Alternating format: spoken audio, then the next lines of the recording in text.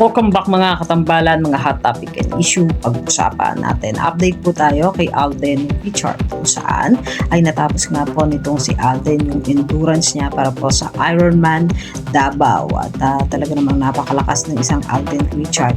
At isinuwi nga to ni Alden yung journey niya doon sa Ironman na kung saan may ilang mga photo at video na picture na isinuwi itong si Alden. Makikita naman na naghihiyawan yung mga taong sumusuporta at nanonood doon sa Ironman kapag dumadaan nga itong si Alden. Talaga namang todo ang suporta ng mga manonood sa kanya.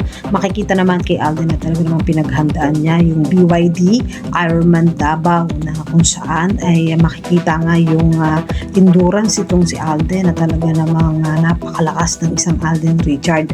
At makikita rin doon sa mga photo yung ginawang pagbabike, pagtakbo nitong si Alden na talaga namang pinaghandaan nito at may ilan din mga photo na kung saan ay makikita na nagyayapusan itong sina Alden, Miko at si Will Dasovich na kung saan nga po ay natapos nila yung finish line. Makikita naman yung ilang mga video na isinare nga po nitong si Alden.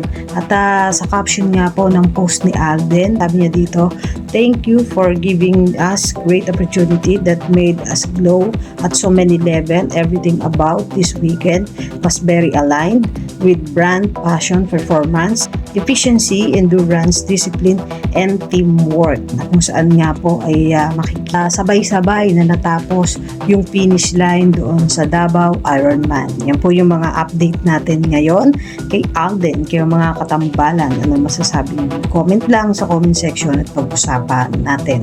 Yan ang mga hot topic and issue dito lamang sa Tambalang JK.